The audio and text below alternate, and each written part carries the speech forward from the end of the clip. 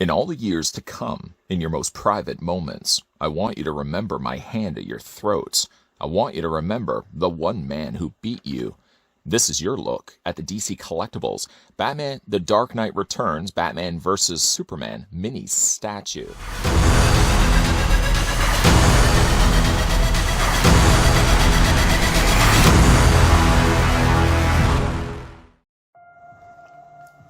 Batman and Superman are longtime allies and founding members of the Justice League, but sometimes rifts emerge and they find themselves on opposite sides. Of these showdowns, there is none more iconic than the one from the seminal Dark Knight Returns, where an aging and heavily armored Dark Knight faces down a reluctant Man of Steel. Cast in high-quality polyresin to fully recreate this beloved clash, this mini statue will be a great addition to the collection of any Superman, Batman, or DC Comics fan.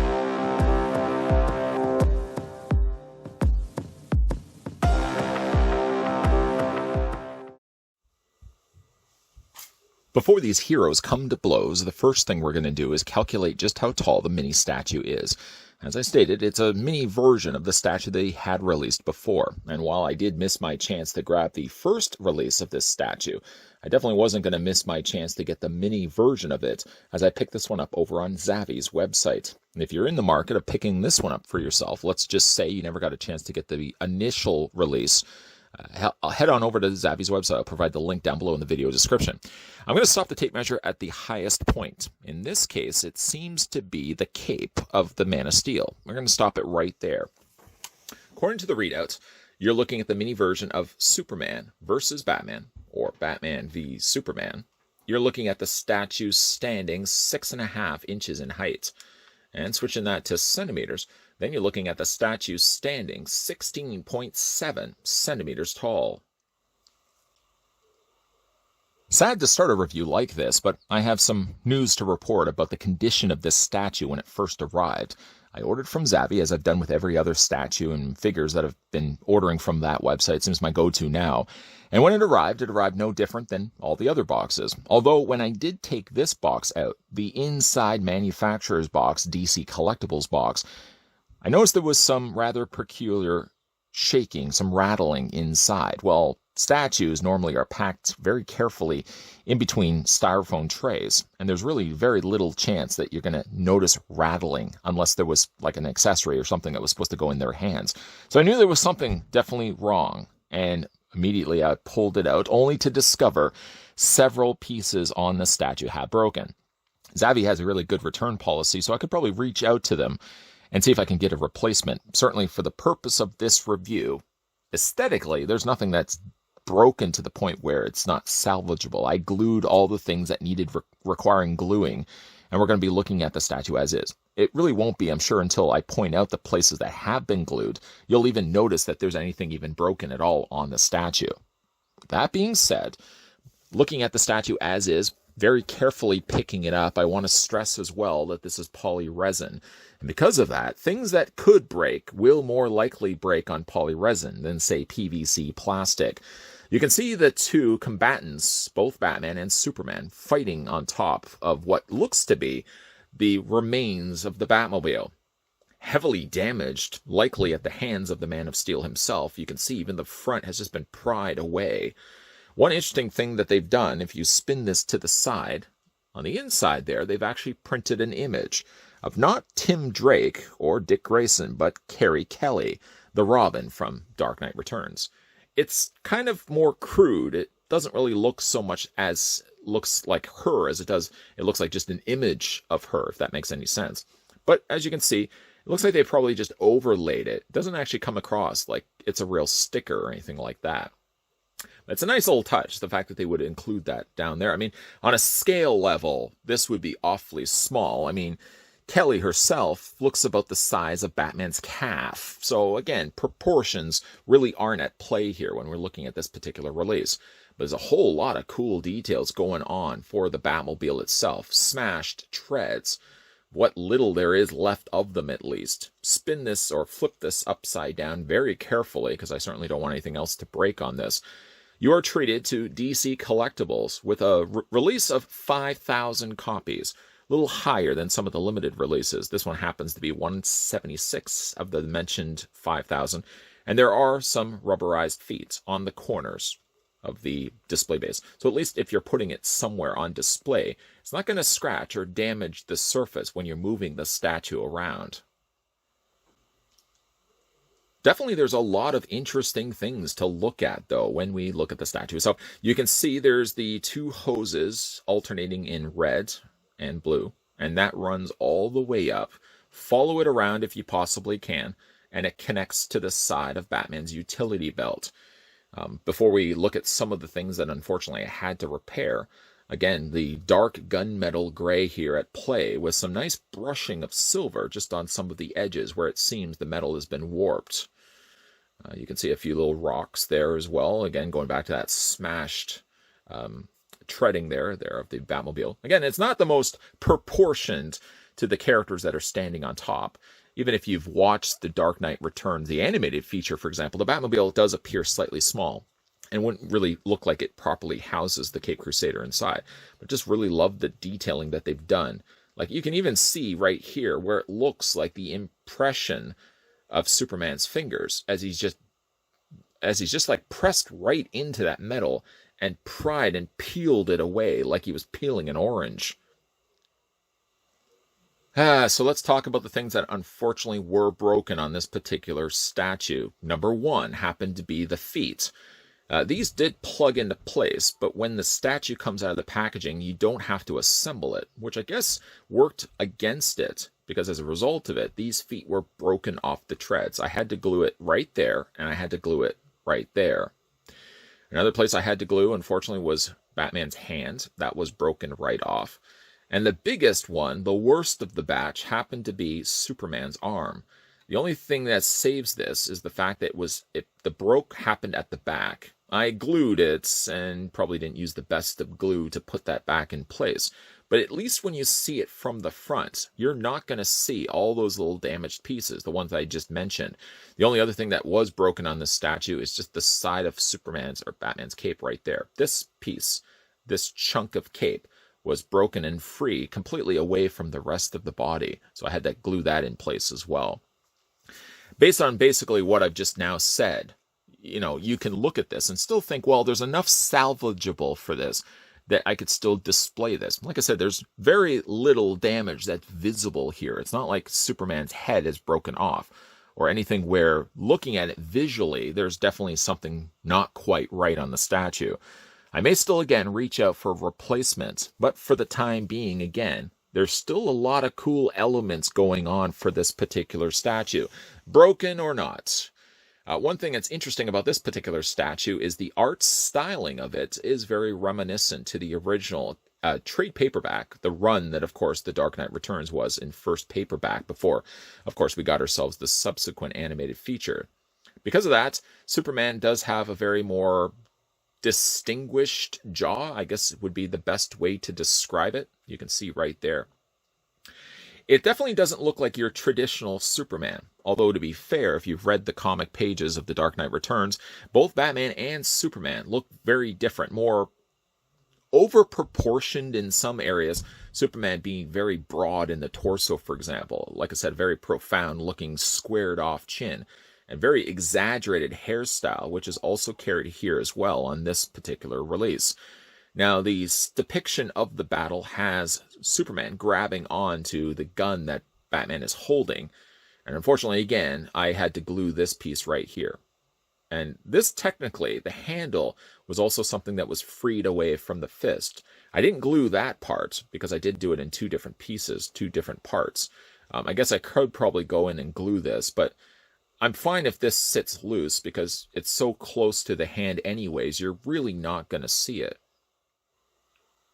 Certainly don't want to spend the entire review talking about things that are broken about it. Let's talk about things that seem to work quite well for this. Again, going back to the art style. Superman larger than life, and then you have the more anguished, determined Batman down below. I really like the face sculpt that they gave him. As you can see, he's got a grimace determination on his face, with visible teeth showing there as well. He has his armor, though a little bit more simplified than perhaps Ben Affleck in Batman v Superman. It's kept more to blues, grays, with like little rivet points there as well. Thank goodness not much really did break on Batman. Okay, we'll stop talking about, I don't want to jinx anything else by talking about what was broken. Nice detailing done to his cape. We'll just spin this around so you can see the back section of it. Slightly shredded, and as you can see, the cape has seen some better days. There's a little bit of kind of tarnishing or a little bit of wear to the cape itself, with some dark, dry brushing of paint that's been added to those wrinkles. That really pops and shows out well. And kind of from this angle, you get a better idea of what Batman looks like with his helmet intact. Then, of course, we have Superman holding his own, thinking that he has to hold back on Batman. And that's sort of one of his weaknesses.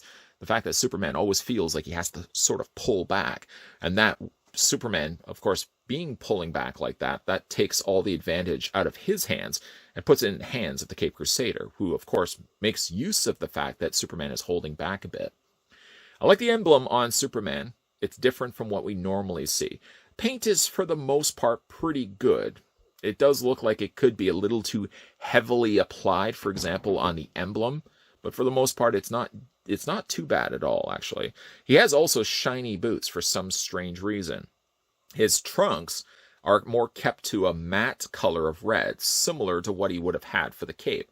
As you can see, the cape is similar in color. It's not quite red either. It's almost more like a really warm pink.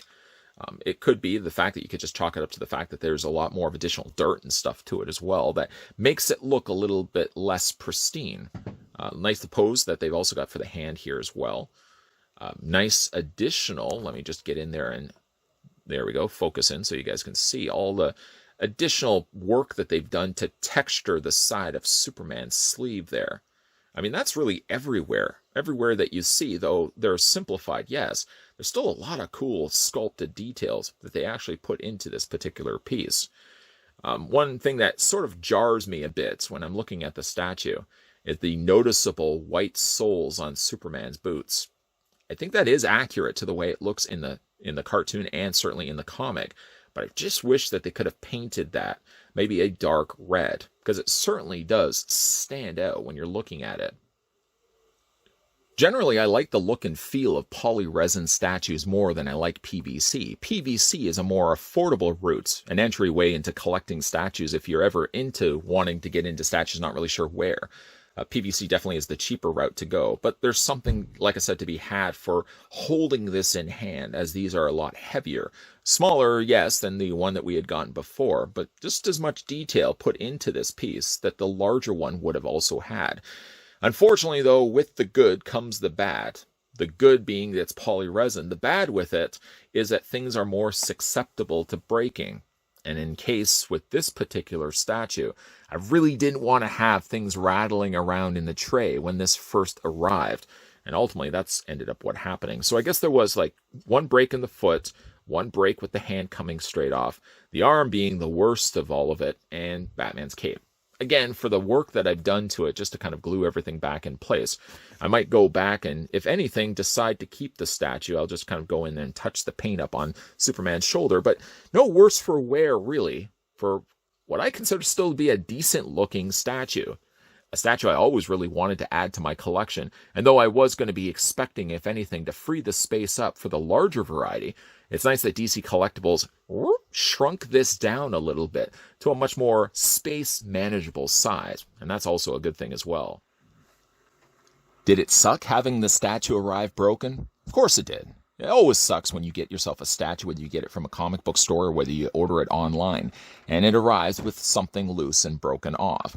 It's a bigger, harder pill to swallow when it arrives in polyresin. Plastic is less susceptible. I mean, you'll never really get a case where something on the statue has broken unless you were manhandling it. But polyresin is more prone to breaking, and unfortunately that was the case here with this statue. No fuss, no muss, really. I mean, at the end of the day, I still fixed it. If anything, I could just keep this statue as is. I'll reach out to Zavvi. Zavvi's all really good for their customer service. You never know, I might just get a replacement.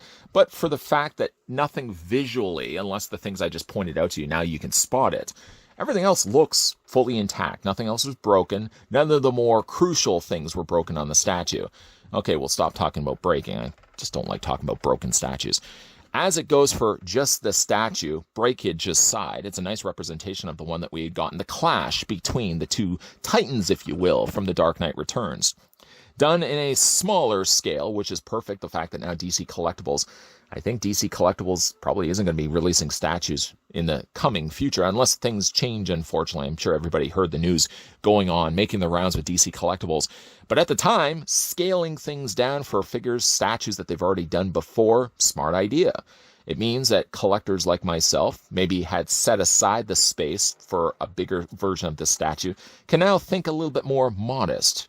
They can kind of shrink their footprint space down a little bit more to accommodate just as much the detail that the larger one had, just in a smaller scale. Don't be off-putted by the fact, hopefully, that the proportions on Superman and Batman, they look a little off, but that's the way that they look in the comics. Especially Superman with his hair. His hair is crazy in the comics and the animated movie.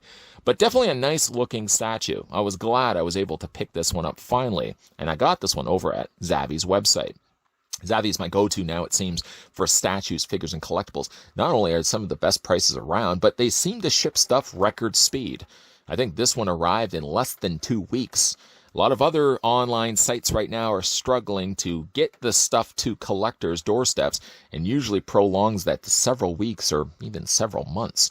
But this one arrived in record time. Finally, I can put this one on display. I don't know. I'm not even sure if I'm going to replace this one because as it stands right now, other than Superman's arm, which I'm only really seeing it from the back, from the front of it, it doesn't look like anything's really been broken to it.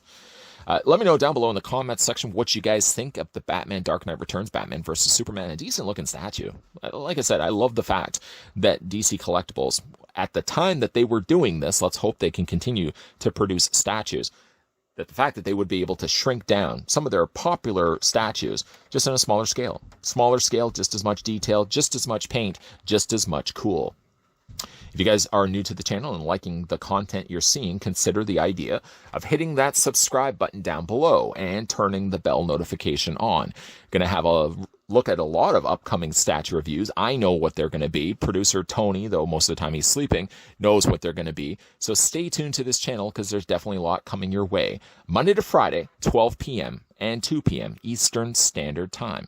As always, guys, thanks for watching, and I'll see you next time.